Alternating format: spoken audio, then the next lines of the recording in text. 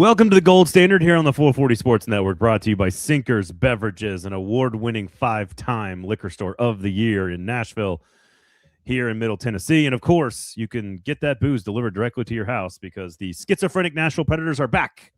They're back. That is Emma Lingan. I am Braden Gall. Good afternoon, Emma. It's like 6 straight shows in a row that I got it right. Finally got it. Only took you, what, a couple years, maybe? Well, we only changed the schedule I don't know, like this year, last year. I don't know. It was recently, I guess. Sure. All right, so we're gonna. So I had a request, and this is how this works. If it's on Lower Broad Hockey, of course, lowerbroadhockey.com. If you happen to listen to the show, know me personally or Emma personally, you can request topics.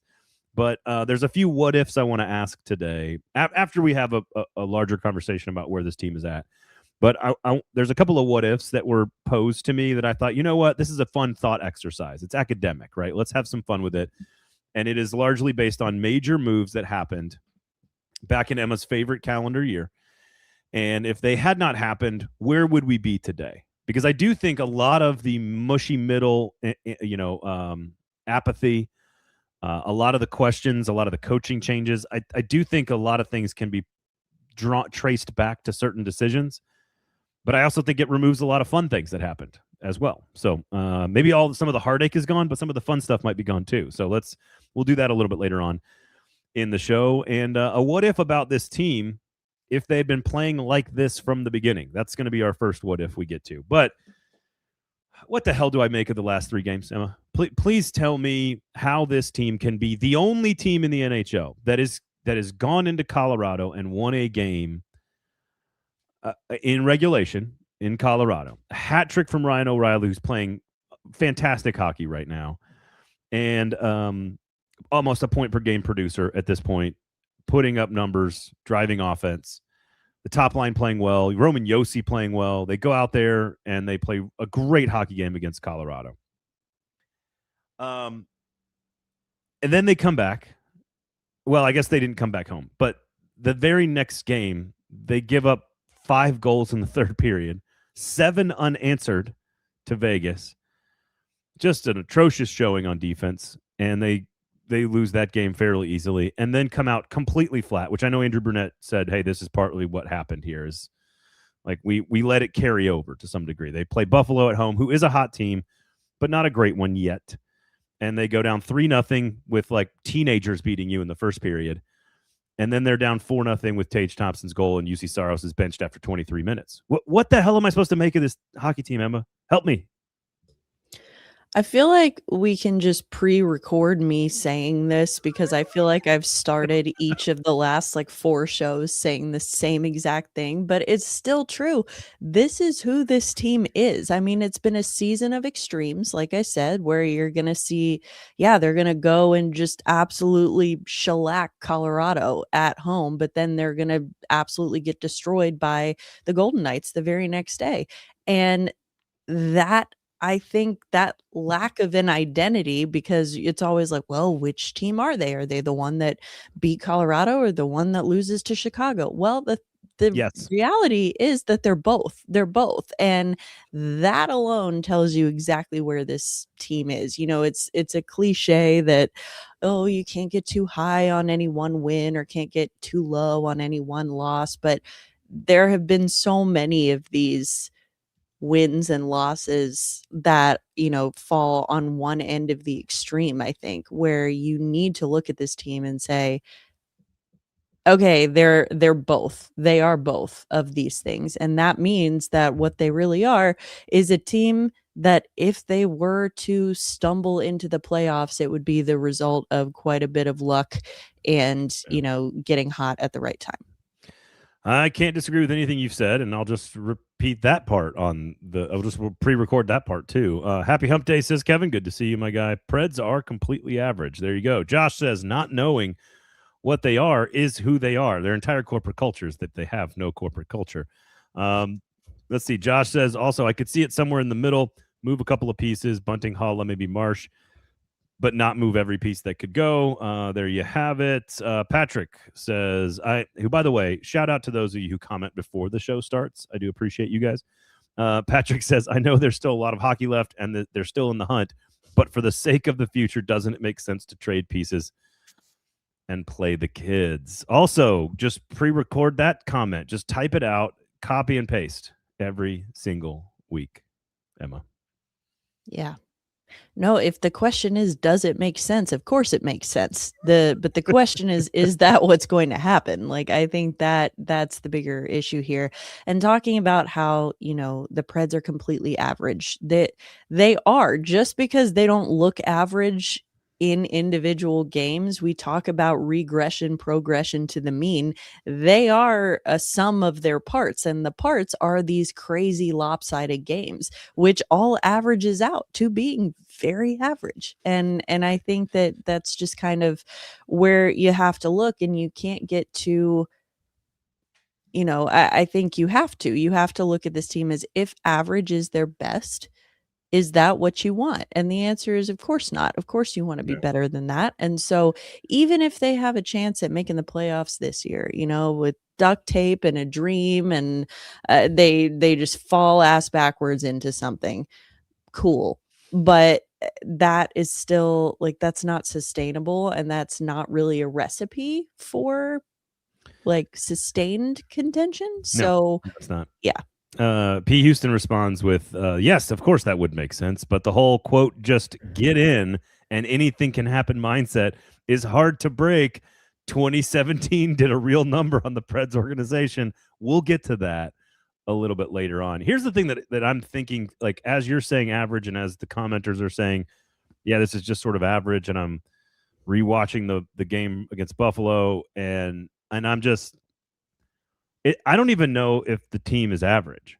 I think the stars on the team are doing all the work, which is a good thing for stars to be stars. But if not for Ryan O'Reilly, Philip Forsberg, and Roman Josi, this is not an average hockey team. It's a terrible hockey team. And Steven Stamkos of Sorry, late. Stamkos. And when Saros is good, he obviously is a great goaltender when he's good. That's not been the case the last 10 games. He's 5-5. Got pulled after 23 minutes. He's given up at least 3 goals in 8 out of 10 games. His save percentage in that stretch is under 90%. He's given up over, I think he's at 3.2 per game in this last 10 games. He's been an average goaltender relative to his own high standards. But the thing I'm thinking, though, Emma, is, like, even they're down 4-0. Who scores? Well, it's Ryan O'Reilly that makes it look presentable. Well, they beat Colorado. How did that happen? Well, it was a hat trick by Ryan O'Reilly. Roman Josi has 10 points in 4 games. They beat Edmonton and they beat Colorado because of Ryan O'Reilly, Philip Forsberg, and Roman Josi. Like, without the top tier, you're right. Stamkos 100% belongs in that conversation. That was stupid of me to. But I'm saying, if you think of who's on the top tier of talent, they all belong there. They're all comparable to other players in the league that are among the best players on other teams.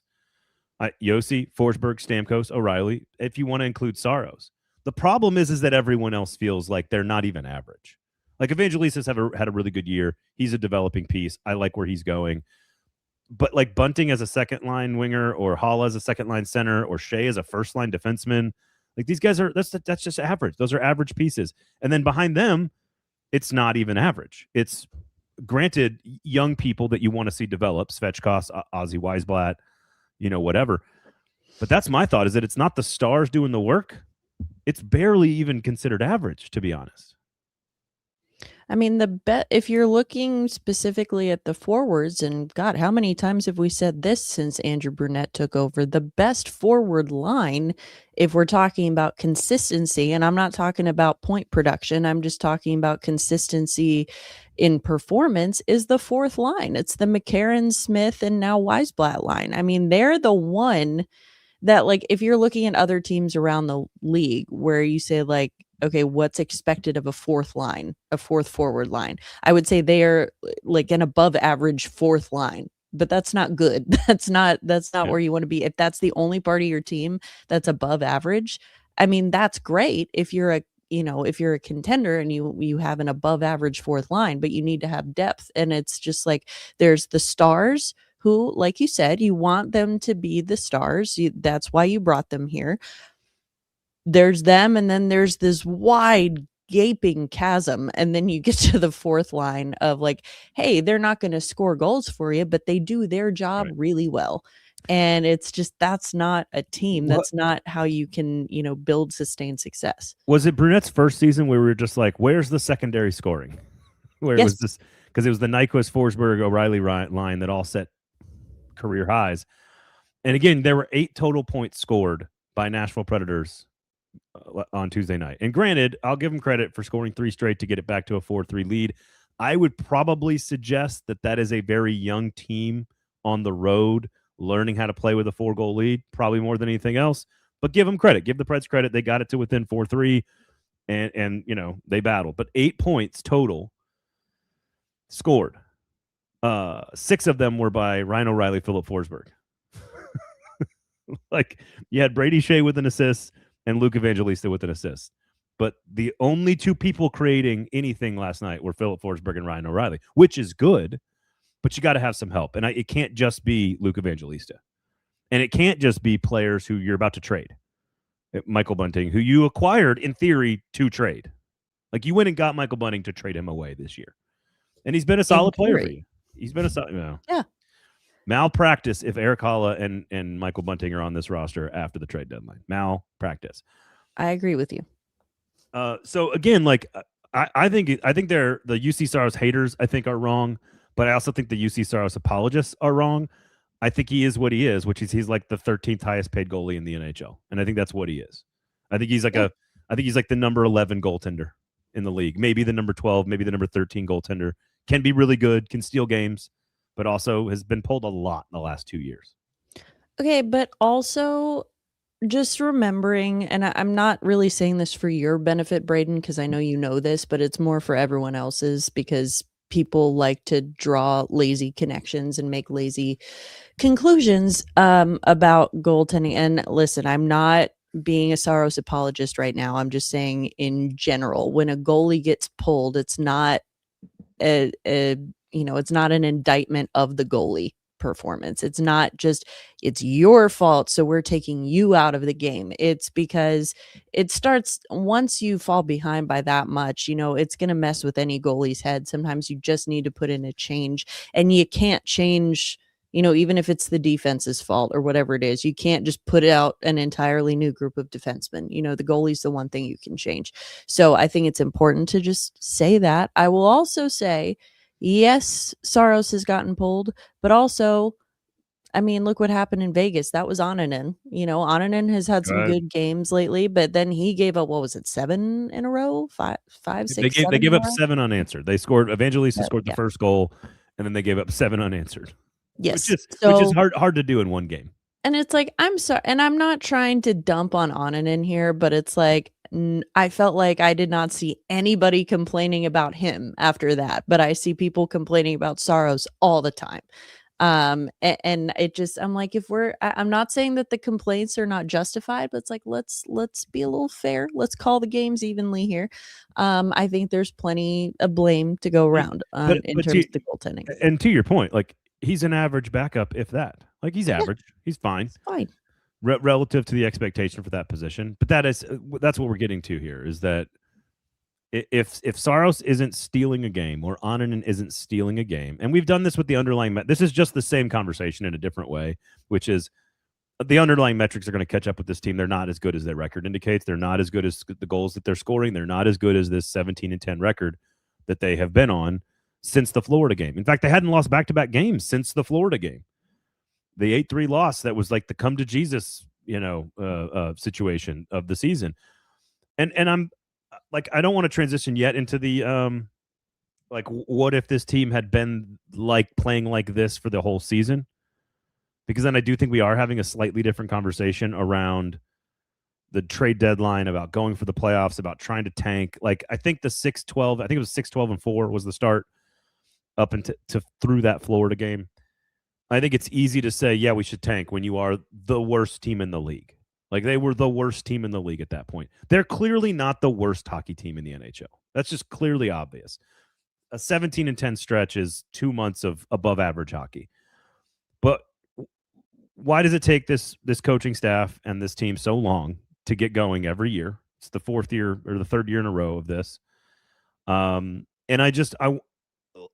there's nothing in what they're doing now that tells me that they could have played like this for a whole season, that they're going to sustain it in the future, that they could have started the season this way. I don't know. I'm not even sure what I'm asking.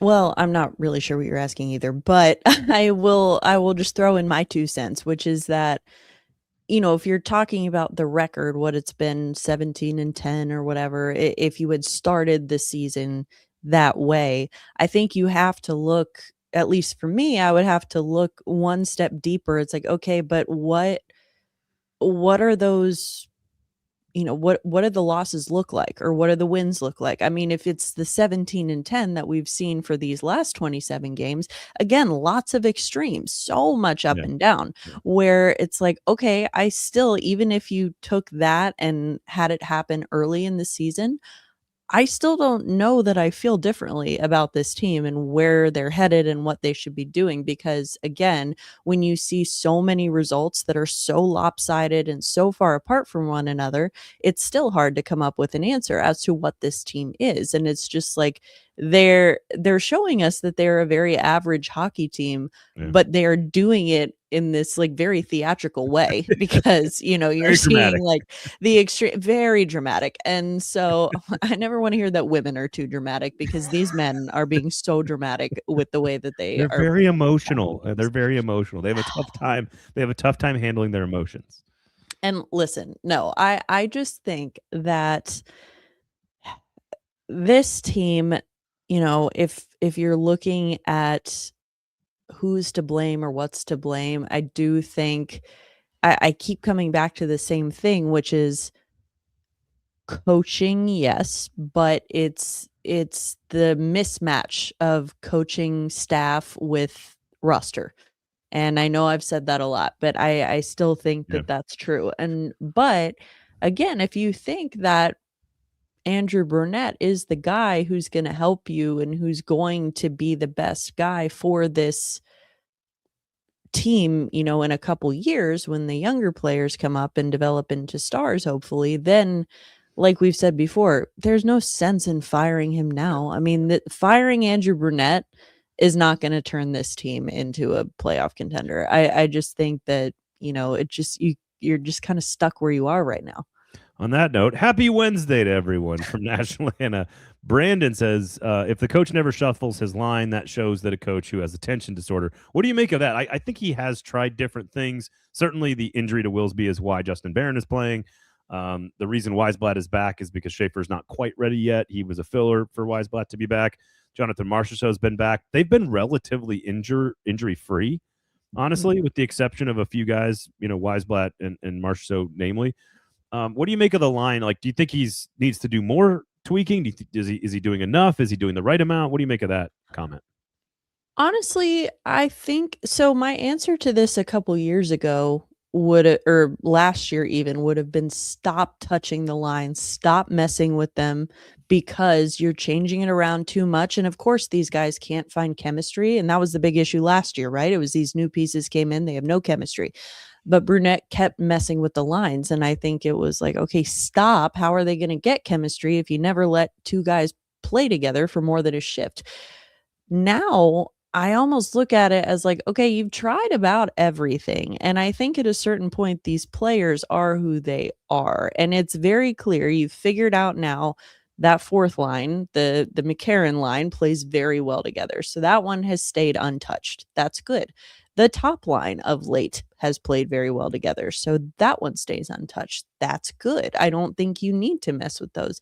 But when it comes to the six guys in the middle, I don't know how much shuffling or moving around is really gonna change things. Like, I mean, we've seen it a little bit already, and I don't think you're gonna see a dramatic difference. I think that Fedor Svechkov is in over his head in a big way. In a Yeah. big way. He looks not good. On the second goal, his turnover on the blue line was just like what are you doing, dude? Like, he looks not good, and I hate that. I really hate that for him. And I hate that for the Predators because, it's kind of like they made the choice when they sent Tommy Novak out, like, okay, we're full sending on Svechkov. And Listen, that is not me saying that Tommy Novak would have been the right decision there. I'm just saying that before it was a little bit of a kind of, oh, what are they going to do? And I think the pressure was kind of off Svechkov a little bit in a way because Novak was still there. Now it's like all the pressure's on him. He's the one homegrown center they have on this team right now, and he looks horrible. But again, you can't really send him down for conditioning because who are you going to replace him with? Like it's just kind of a bad spot to be in. Tommy Novak, by the way, 24 points in 48 games for Pittsburgh this year.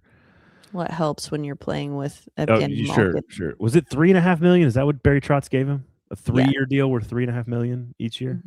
Mm-hmm. Okay, continue. Mm-hmm. Got rid of that deal real quick. Yeah, he did. He did. Yeah. Anyway, son of Kimosabi says, "Hey everyone, I'm scared Brady Shea is the new Kyle Turris. It could just be me, but I don't see him contributing like everyone else is. Every now and then he's noticeable, but every now and then it's not worth $7 million." No, okay, and that's something I want to touch on too. I don't think I've always been a Brady Shea defender as well. I don't think he's worth his contract right now. I'm not arguing that he is. But I am going to argue, I'm going to push back and say that he's not as bad as a lot of Predators fans are making him out to be. That's fair. They're making him out to be like, I mean, this was the same thing with Cole Smith like 3-4 years ago. Everyone on the team hated Cole Smith because he doesn't score goals. And why is he on the team? And Phil Tomasino's in Milwaukee. This makes no sense. I feel like people are doing that with Brady Shea. I don't like, as Brady Shea had some bad games with some bad turnovers. Sure, of course he has. But it's not like he's out there doing this every night. It's not like Fedor Svechkov, for example. He's better this year than he was last year. Yes. And we've seen him get better. Like as time has gone on, we've seen him get better. Now, that doesn't mean he's eventually going to get to the point where he's worth this contract. But I do think that fans need to ease up on him a little bit because he is a big body that they have lacked on defense, really, kind of comes in and fills the gap or the void left by Ryan McDonough. And even Matthias Ekholm going back further in terms of that. I'm not saying he's the same player as those guys. I'm just saying he fills the size gap that was left by those guys. And I think that, again, he's been very durable. He's been consistent. And again, he's not going to win any Norris trophies, but I think fans need to ease up on him a little bit. Brandon says Nashville was in the Vegas game until Yossi's patented blue line turnover. Yeah, it was 2-1, I think, going into the third period before they went on that 5-goal third period. Nashville does not have any stars. They have a star and O'Reilly. I disagree with that. I think they have like 5. But again, the good teams have 13, 14, 15 stars, and then good supporting cast and secondary players as well. Kevin says we hated Cole Smith because there are more talented people in the organization who could have been playing. More talented, absolutely. More productive for that role, maybe not. You don't want Joachim Kemmel coming in playing fourth line wing. It doesn't make sense. That's why I hate. Oh, don't get me started. Come on, Kevin. Do better. I'm the Cole Smith apologist, the Brady Shea apologist, the not Roman Josi. Well, yes, Roman Josi, but also the UC Saros apologist. Like just trying to get me all fired up today. I just think that when it comes to Brady Shea, he is a much better defenseman than what we are seeing here because I saw him. I had a front row seat to him in Carolina when he was there. And I think that it was, I just don't think that the system and this coach and the team is a right fit for Brady Shea. Now, I'm not trying to excuse or say that, he's completely, free of all blame or anything like that. But I'm just saying that, I think that it made more sense. He had a better, more consistent partner in Brett Pesce when he was in Carolina. And he now has been, he's been moved all around. He's playing with Nick Blankenberg. Now he's playing with Roman Josi. And the system is notoriously hard on defensemen. And so, again, I'm not trying to defend the way he has played so far, But I am just trying to say, like, there's more to it. I think he catches a lot of heat, maybe unfairly so. Kevin says Emma's a Brady Shea stan. It's well Fine. established. Fuck it. I'll be a Brady Shea stan. That's There we fine. go. We got her to cuss, guys. Now we're talking. Now we're talking. All right. So I do want to I have a question that I'm gonna ask based on a user request, a listener request, and I'm gonna need all you guys in the comments to stay on your toes for this conversation later because there's so many moving parts to it that I'm gonna forget some and Emma's gonna forget some, and there's what ifs and counterfactuals and nothing can be proven or disproven. So I hope it's a fun conversation, but I want to I'll need your help to sort of fill in some of the gaps in the conversation. So stay tuned, you commenters out there. You've been very active and I appreciate you. Thumbs up, notifications turned on the YouTube page, and share the product. Tell somebody about the show. I was talking to my UPS guy yesterday about it. He's big. He comes to the door, and my wife had ordered something from Dubai or some nonsense. I don't know. And he was like, so the Preds are playing better, huh? And I hadn't spoken to him about anything else. He just goes, Preds are playing better, huh? And I was like, I'm sorry. This is a Wendy's, sir. And he was like, no. I used to listen to you on 102.5. And I was like, whoa, check out the show. And he was like, oh, yeah, I listen. So even the UPS guy wants to be excited about the Nashville Predators, but he can't. Does she order chocolate straight from Dubai? No, it was like look, we are, I don't know about you, Emma, but we are a family that believes in buy it right. Buy it once, buy it right. Spend a few extra dollars on something that will last is how we do things. And so when it comes to rugs, it took her like the first 5 years of our marriage to buy rugs that like would fall apart, that would get stained, that you couldn't wash, that aren't like very nice. And finally she just started buying like really like nice Oriental, like thick rugs. I guess this would be a Middle Eastern rug. I don't know. And now like every rug in our house is the same like true wool where you dry clean it. And it's definitely worth it. But it had to come from Dubai, apparently. Anyway, I got to chat with my UPS driver about the Preds playoff hopes yesterday, which was fun. And I told him, I said, just go to Sinker's Beverages, my guy. You'll be okay. So I'm going to need your help. All you guys in the comments, men and women in the comments, we're going to need your help in just a moment. But Sinker's Beverages, my damp / moist / sort of dry January is coming to an end soon, because when I go to Mobile for the Senior Bowl next week, I will be having beverages. So we'll see what happens next week, but I got to get to Tuesday. All right, Emma, if I can get to Tuesday, then I'll have the only drinks I've had so far were the Packers lost to the Bears and the national championship game Monday night. I had a little celebration for a lot of friends and family with the Indiana ties. So my brother was born there. And Mobile is a place that knows how to party. Did you know that is where the original Mardi Gras was? I did know that they invented it. And this time of year, and they're very proud of that too. Yes, they are. This time of year, it is decked out. Like they are getting, they are ramping up to Mardi Gras and all that stuff that's going on. I love cities that are sort of forgotten to some degree. The economics there are, it's concerning, but the food is amazing. And I just love people that like stay in places like that because they feel so like authentic to me. Like fake ass can't stay in a place like Mobile after the businesses have gone. You know what I'm saying? Like that ain't gonna work. You got to love it. Like you're a real, is it Mobilian? I don't know what a Mobilite. I don't know. It's I love it. I love the event. I went last year. I'm going again, but you definitely go down there and have some cocktails. That's for sure. Okay, Sinker's Beverages. If you're having cocktails here, that's your place of that's your place of worship. Is Sinker's Beverages. You can Uber Eats the beer, the wine, the tequila, the bourbon, the THC, whatever it is you need. You can have it sent directly to your house or your office if you're feeling so bold. So make sure you check that out. Uber Eats, search Sinker's Beverages. They have an award-winning craft beer walk-in fridge, which I don't know if you know this, but I did a podcast called Nashville with an M that is the history of craft beer in this city. And basically, when I talked to an evolutionary scientist, I learned that beer is essentially responsible for all of civilization. So drink more beer is, I think, what we're saying on the show. And just buy it at Sinker's. So there you go. Great wine selection, great bourbon selection. Bourbon prices are coming down, so go check out Sinker's Beverages, everybody. All right, so the first what if is, What if like this team had actually played, and I kind of alluded to this, that if the team had started out and they were like whatever the equivalent of 17-10 is now over the whole course of the season, they're probably still in fourth place.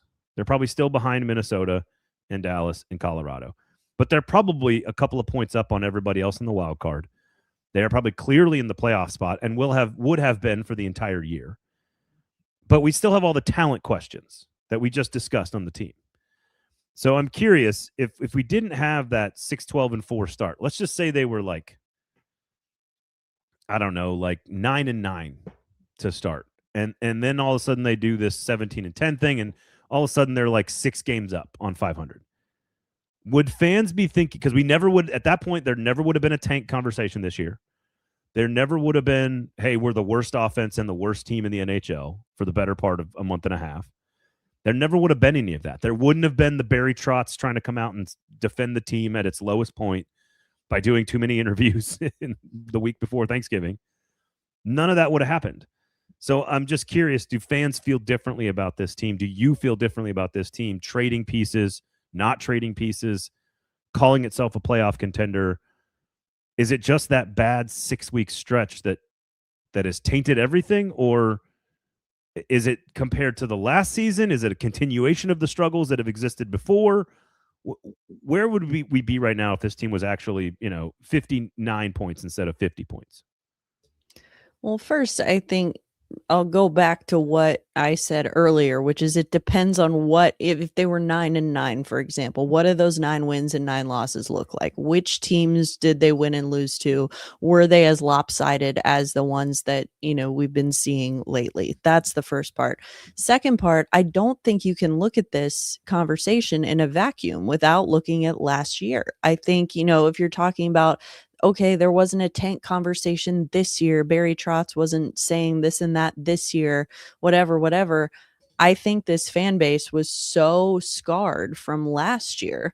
And I think that it sort of opened the eyes of a lot of people to think that, hey, look, we all can probably acknowledge that this team is not as bad as they showed last year. Like that, they aren't that bad. But I think it was kind of a rude awakening for a lot of people that, oh, they're not as good as we thought they were either. So I think, again, it's been a very dramatic, very theatrical route that we've taken to get here, but I still think the ultimate conclusion is the same, which is that this is a very average team. And I don't think it should change the conversation when it comes to, selling at the deadline versus trying to go for it, for example, because even if I just think that last year was so hard for this fan base that I just think that you can't look past it, and you're always going to have a little bit of PTSD when you're talking about this team and what they can be capable of. There's always going to be a little bit of that in the back of your mind, because even if this team had started 9-9, that is literally average. It's Sure. I still don't think that that's going to do a lot to change your opinion of what happened last year. What's crazy about the Western Conference, I agree with everything you're saying. What's crazy about the Western Conference is if they had 8 more points, 4 more wins, right, which is about what we're saying.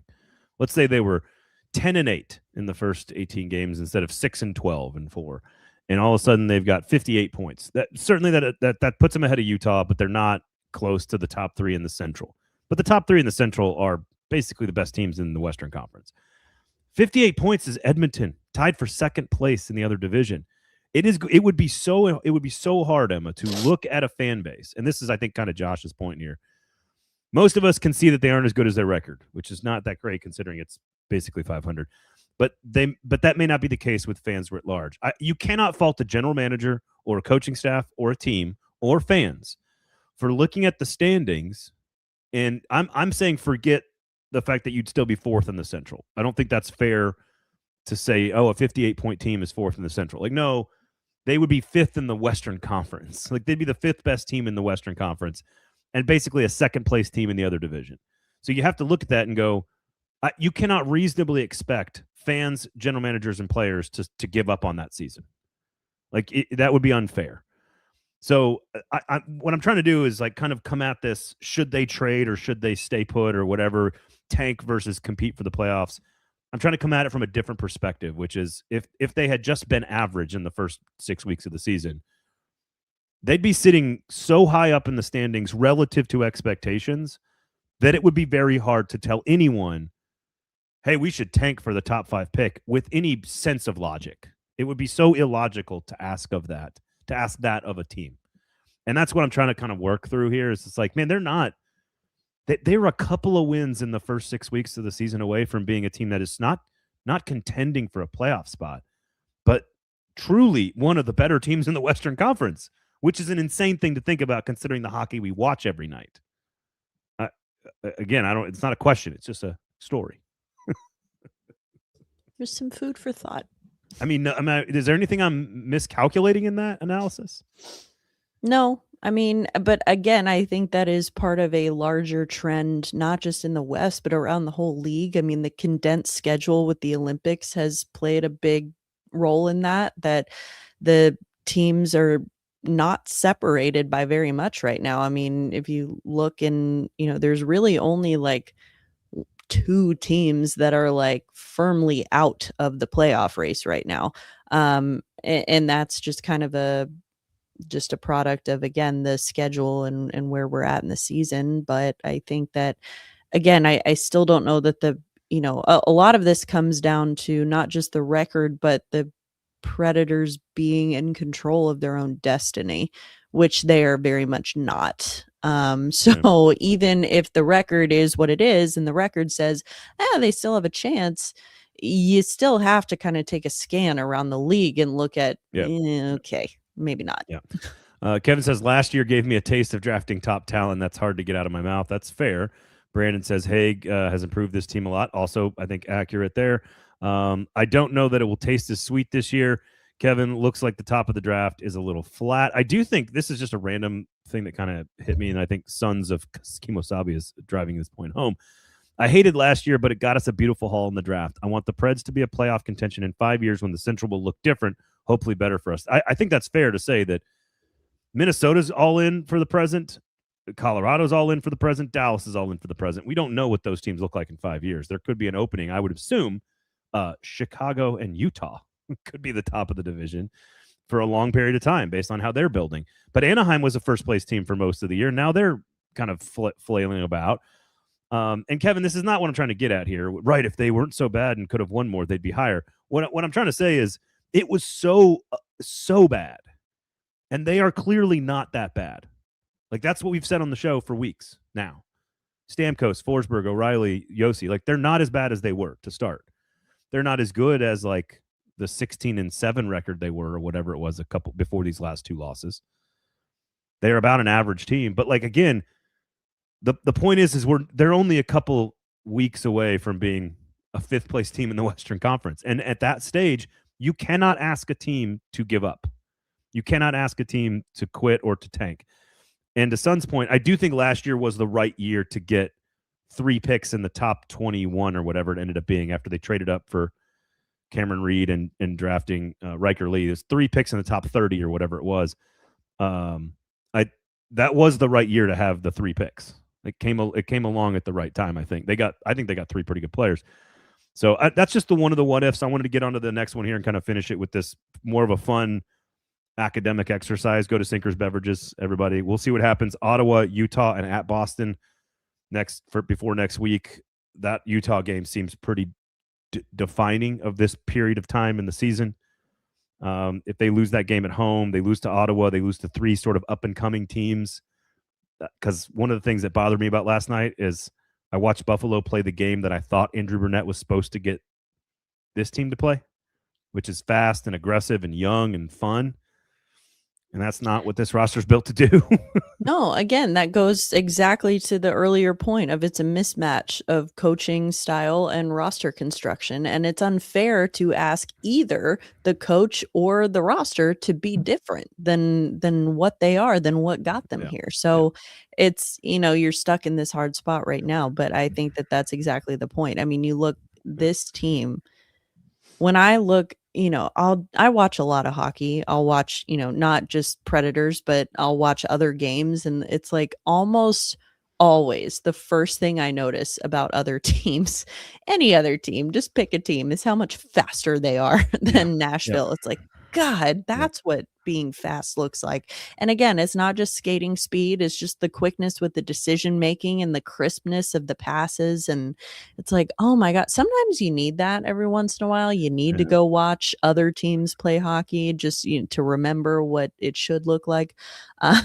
Which again, it kind of brings you back to the point of, look, even if this Predators team manages to stumble into how many more wins and, get into the playoff race, it's not going to be sustainable. They're going to run out of gas. I keep thinking, I know this is, I'll probably end up saying this on every episode. I keep thinking like, I want to trade all the major pieces away that are supposed to be traded and also get beat in the first round of a playoff series, because then you played meaningful, exciting, dramatic, and entertaining. Like, my kids get to watch a hockey team that's playing important games. Like, that's fun. That should be fun. So I agree. I agree. Reminds me of some of those old Detroit teams with the crisp passes, says Brad. There you go. So here's the question. Here's the question I want, and I need y'all's help on this. So this was posed to me by I'm going to say an award-winning reporter and writer in the city who doesn't cover hockey or sports but loves the Predators and is a friend of mine and has listened to the show a lot. He says, think where the Preds would be right now if they hadn't traded Seth Jones for Ryan Johansen or Sam Girard for Kyle Turris. Sure, Johansen was the key to the cup run, but Jones and Girard are still elite defensemen an entire hockey generation later. So I got, all right, I'm going to think through this a little bit more and write down the things that could have happened. And this is where I need you guys to fill in the blanks, because there's plenty of things that probably don't happen if this other thing doesn't happen. And so this is sort of a choose your own adventure. Ryan Johansen had 61 points that year in 17. They went to the Cup final. He had 54 points the year they won the President's Trophy. And then he scored 64 points, and they won the division for the second straight year in 2018-19. That's 3 straight years where he was probably the second or third best player, maybe the best, certainly the best center, and definitely maybe the best forward on the team, not named Philip Forsberg. Victor Arvidsson was sort of developing into a star at that point as well. I think it's fair to say, broadly, my first takeaway, Emma, is I don't think you get any of that stuff. I don't think you have a Stanley Cup run without Ryan Johansen kind of willing his team offensively through the first 3 rounds of the playoff. Granted, the weird flukish injury against Anaheim, and he didn't play in the Cup final against Pittsburgh. They probably don't win the President's Trophy without him. They probably don't win 2 straight divisions without him. So the question is, like, because then the very next year they go and they trade for Kyle Turris without Sam Girard. Sam Girard right now currently 27 years old, averaged basically 35 points a year. He has played 9 seasons in the NHL and is 27 years old. He's only a $5 million cap hit. He would be an incredible asset to this team right now. He wouldn't be a top pairing defenseman because I think Seth Jones would be there with Roman Josi, but you would not have signed Ryan McDonough. You would not have signed Brady Shea. Certainly Perbix and Haig don't get a part of this. I probably still trade Ekholm. I think you probably still trade Ekholm. I think what happens is you do not re-sign Ryan Ellis in that after when he got his big contract from Nashville. I still think you trade Shea Weber for PK Subban. I still think you do that trade. But I think ultimately every positive thing that comes out of this conversation, you have to couch it with, I don't think you have the Cup run, the President's Trophy, or 2 division titles. I don't think you have that without Ryan Johansen. I don't think Kyle Turris contributed much to that, but what do you think of the starting point on this conversation? I think you're correct in saying that you wouldn't have the Cup run, the division titles, whatever, but I would also say, so what? I mean, you still don't have a Stanley Cup. I'm just saying, I don't think that, if you look at the players, well, first off with the trades, I agree with you that I think the Weber trade, Weber for Subban, was a very good trade to make at that time. I also think that when you look at guys like Jones and Girard, I think they were never going to be able to afford Jones. I know that's not really the conversation, but if we're just being realistic about it, I don't think that nine was and a gonna half happen. million, 9.5 million currently. If Yeah. you don't have Ryan Ellis's contract and you don't have Ryan Johansen's contract, though, I mean, that's $14 million I thought the right there. scenario was that we're keeping Johansen, though. Or we're not keeping Johansen. No, you never traded for Johansen. You never traded. Okay, you're right. I'm sorry. So that's $8 million for Johansen. I still think that. So, for example, you don't have the $6 million for Turris either. I think you do have the Duchesne deal. If you don't do Turris and you don't do Johansen, you definitely go get Duchesne. You still sign him in the offseason. But that means you're not paying Turris $6 million. I don't think you give Ryan Ellis the 6.25 extension, which is 6.25, I think, a year for 5 or 6 years, and then you don't do Johansen for $8 million. So there is, if you do them, there is cap space to have another $8 or $9 million player in there. Yes, but also I think I don't know. Again, when you look at Johansen, that trade at the time I think made sense. It made more sense. They needed center depth.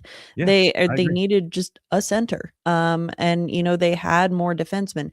If you look at someone like Girard, I think again trading away Girard was not a bad move either. I don't think that he becomes the defenseman that he is today in Nashville. I think playing with Yossi and Ekholm and Subban would have been pretty beneficial. Remember those? I think it would have been beneficial. I just don't know that he would have had the same opportunities, like to get the same kind of minutes. That's probably true in Nashville. Because if you're at that point, it's almost like they had to trade somebody, because if you have, if you remember the third pair, I think was like Matt Irwin and I can't remember who was on the third pair of that Cup run team, but ultimately Subban, Yossi, Ellis, and Ekholm. That's as good a top four as you're ever going to put together in the NHL. So is Jones better than those guys? Maybe. Is Girard better at the time? Definitely not. And it's funny to look at it now and say, yes, you would have Yossi and Jones on the top pairing, and you'd have Girard and somebody else. Maybe it's still a Perbix type player, right? A bigger guy who you compare with Sam Girard's skill. And that would be a fantastic top four that would be far better than what they have right now. Far better. But like, what do you give up in the process of getting to a really good blue line today? And that is, I think you're giving up all the accomplishments of those three teams. I don't think Turris added much. So Girard, you have to say, it was a terrible decision. But you still had too many guys. You still would have had to have traded somebody. So that's why I think the Ellis deal doesn't happen. And Ellis, you just let him walk. He probably just walks in free agency. And then you're still sitting there with Ekholm, Girard, Yossi, and Jones as your top four. Like, Subban was gone a year later or whatever it was, 2 years later. Like, I still think that's a Girard playing third line defense minutes for all those teams would have been a hell of a defense core. But I don't think you win the stuff you won without Johansen's contributions on the team. So here's the ultimate question. And I think this is where my brain went on this. What if? The thing that was already mentioned in the comments and that you hate, which is the mentality that was born of those teams, right? If you take that mentality away from the fan base, the taste of it all, the way that the organization has sort of, the way David Poile chased it and chased it and chased it, right? He was close to accomplishing the one thing he wanted to accomplish his whole life. Part of the reason that you and many others complain about that mentality is like this false sense of security or accomplishment that it gave the organization to stay on the path that they were on. Had they not made those trades and had they not accomplished those things, could you argue that the organization is in a better spot today because they didn't get the false hope and they didn't make bad decisions to chase that false hope? I know this is very convoluted, but does that make sense? That the trade-off isn't just we've got a better defense core today and we give up the cup run. It's more of we gave up the cup run and we have a more well-rounded and holistic organization to approach competing every year. Does that make any sense? It makes sense, but I also just, and I understand it's all hypothetical, but doing these what if exercises is not always like, you don't know what you don't know, right? And so we only know what actually happened. But again, the reason I think, the 2017 was, I'm not saying that it was a bad thing for this organization. Of course, it's good to play meaningful hockey. It's good to, kind of drag yourself into relevance on the national stage. That's all a good thing. But I think that there was, after 2017 and 2018, when, they won the President's Trophy, there was no like sustained greatness after that. It was just the 2 I say It was 2 years. 2017, but I'll loop 2018 in there Yeah. as well. 2 years, That's 2 it. really good years.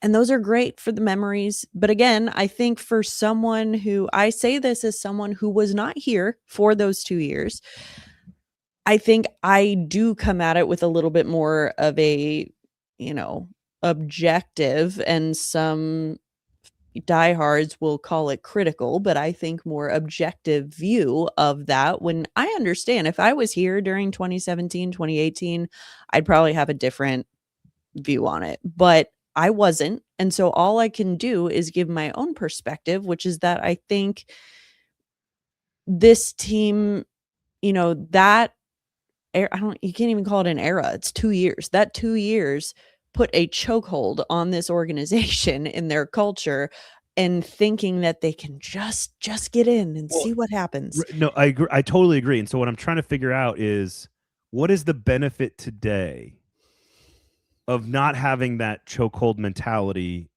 deeply rooted inside of the walls of the building and inside of the fan base?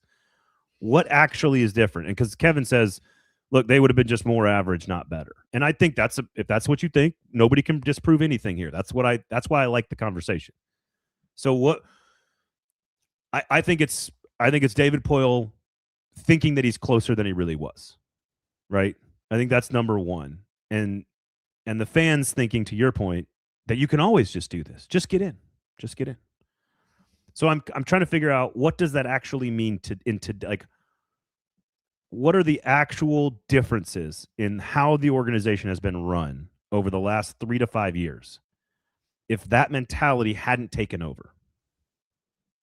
Well, I don't even know if the last 3 to 5 years you can blame on that so much, because now you're in, well, maybe 5 years maybe, but like now, if you're looking at the last 3 years, it's Barry Trotz coming in. I mean, he was supposed to represent a change, but at the same time, that thread of continuity since he was the first coach, but he also wasn't here in 2017, 2018. In fact, he won a Stanley Cup with another team in 2018. So the point being, I think that if you're looking at how would it benefit or how would it be different, I think for the fans, it might be different. And for the few players who are left, like the Roman Yossis and Philip Forsbergs, it might be different because they wouldn't have the experience of getting that far and like knowing what it's like. I mean, in theory, in this exercise, we don't know, but overall, I do keep coming back to that as thinking that if you hadn't had those 2 years, 2017, 2018, where you got so close, I think that this team probably would have started on this rebuild a long time ago. Yep. And I think that they would have started on the rebuild, and I think that they maybe wouldn't have even tried. I mean, it's hard to say, but maybe wouldn't have tried to do this competitive retool thing that David Poile liked to do, where it's like, we're still going to be competitive, but also like kind of sneakily rebuild. That obviously never got them more than first round playoff exits. But I think it's that once they had that taste where they're thinking, okay, maybe, we just get in and see what happens. So I think that's what could account for, the last few years of David Poile's tenure. As far as Barry Trotz, I don't know if you can necessarily attribute it to that since he wasn't here then, but I mean, the rest of the front office is still the same minus Trotz. Yeah. So, I mean, there could be more influence there. Yeah. And to a lot of you guys in the comments, like, I don't trade it. I would much rather have the Cup experience. That's such a formative memory of me as a reporter, but also me as a Nashvilleian. Taking my family to taking my parents to a game, taking my friends to a game, taking my wife to a game. Like, it was just a special thing that happened in our city that I've said for years, and I've said this with Willie Donick, like, and he kind of agrees with me on this, which is they could win a Stanley Cup, and it will not feel the same as that cup run did when we were all on Broadway for the first time, feeling what it meant to actually do the deep playoff thing. And I agree with all of you in the comments that say trading Jones for Johansen was absolutely the right move. I totally agree. Totally agree. Best center in franchise history. But I think, to your point, if they don't, I think David Poile maintains his sort of identity as a general manager. And what I think is interesting about that is he kind of broke from that, and he talked about it when he hired Laviolette and moving on from Trotz, which was, I see where the league is going based on speed and offense and new rules. We need to adapt to that and be ahead of the curve. That was the move to go get Laviolette. And so he'd already done that before all of this extra stuff had happened.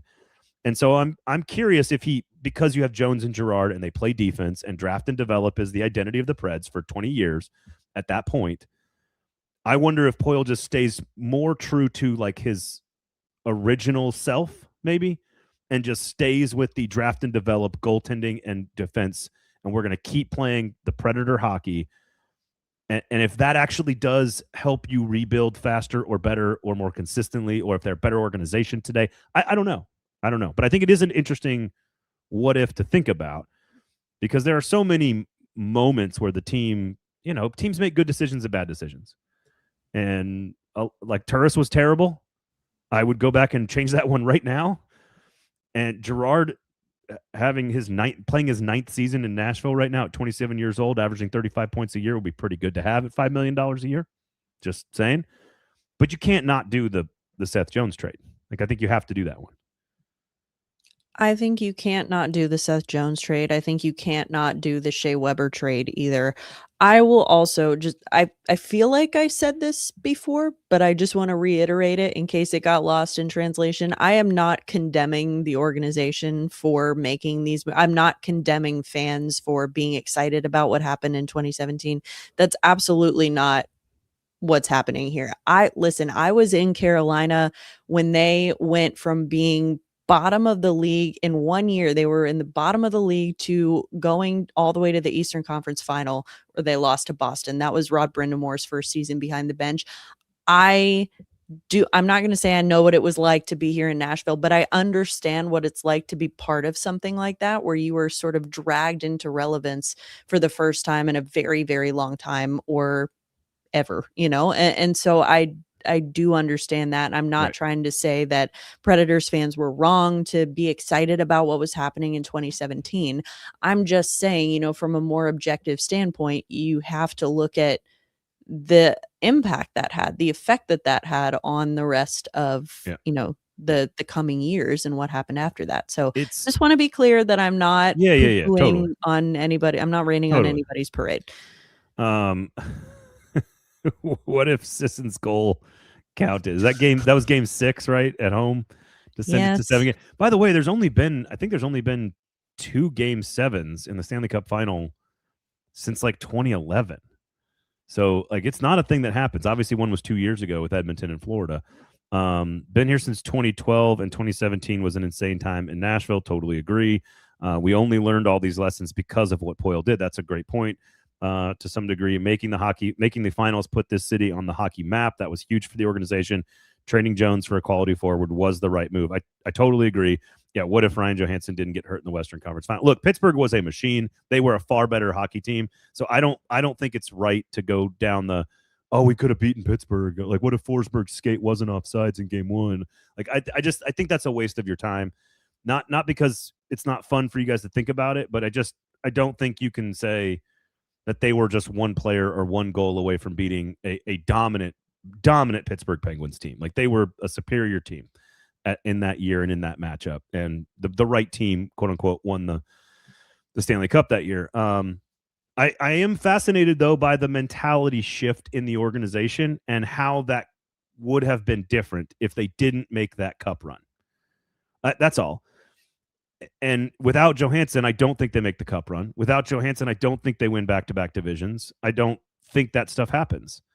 And so I think it is an interesting question. Like, what did the taste of almost success do to the brain rot inside the building? It's sort of what we're like. What kind of brain rot caused these problems? Is sort of what we're talking about. And I'm sure if you're under the age of 15, you'll tell me I'm not using that phrase right. But I think it is interesting. I think that is an interesting question. I think the Turris Girard is so much easier to analyze. I think it was a negative net impact on the organization that was a negative outside of like 6 good weeks of hockey. The other 5 years of that contract were bad, and it hurt the organization to trade for Kyle Turris. So I think that's an easy one. Like, they'd be better off because they wouldn't still be paying Kyle Turris today, which they are, of course. So, yeah, I think most people in the comments have said this. Like, I'd much rather have the cup run, and you'd like to think just not make some of those same mistakes, I guess. Not chase it as hard, maybe. I don't know what the right phrase is. Emma's just nodding disapprovingly, as Kevin says. Stanley Cup year was nuts. Preds fans actually pushed over. Okay, I did not see the rest of that comment, Brandon. Yeah, I'm not reading you that. need to say that. Fun thought exercise. Thank you, Josh. That's what I was trying to get at with this, which is because you talk about the mentality all the time. You talk about the feels like 17. I don't want to talk about that again, Braden. I don't want to talk about that again. And you're right to say that. I'm curious what the change in mentality and philosophy and strategy and structure mentally did to the organization today. Where would they be today? And I think the right answer is probably you would be much further along in the rebuild. You'd be a better hockey team right now, but you wouldn't have had the highs of 2017, 18, and 19. I think that's the right trade-off there. So if you're willing to give up the highs of that, you probably do have a more stable and better organization right now. But you probably had some bad years too in there. And the pandemic also screwed everything up, right? Like the pandemic threw a wrench in a bunch of stuff too. All right, where can everybody find all your stuff, Emma? Where are you these days? You can find all my work on, you just go to my socials, Emma_Lingan. That's where I post all my things from my many jobs. But if you want to read more about other hockey teams, if you want to read about the Preds, if you want to read about baseball, you can find it over on the internet. Better question might be if we had Jones and Girard on the third D pair instead of 2 safety cones in the finals. Look, if you had Jones, Girard, Subban, Ellis, Ekholm, and Yossi, that would be the greatest 6-person defense corps ever assembled in NHL history. Still don't think you beat Pittsburgh. And in that case, I might say I don't think we would beat Pittsburgh as a season ticket holder of the Predators in the past. So, okay. All right. Big couple of games coming up. You got Ottawa at home on Thursday night. You got Utah in a really big game. If you're still holding out hope that they're going to make a playoff push.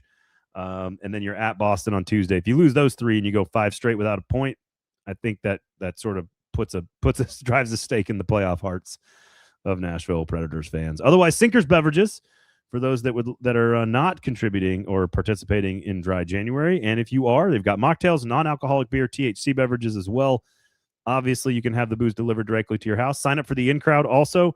They do a great job of offering really great deals and discounts and special events to their private and sort of special customers. So sign up for the in-crowd. It's a really good use of your time. Costs no money. All you got to do is put your number in when you check out. It's great. Otherwise, that about does it for us. Please rate, review, subscribe. Tell everybody about the show. Lower Broad Hockey as well for all Nick Keyser's work. Thanks for listening. Thanks for hanging out. My name's Braden. That's Emma. And we will talk to you next time.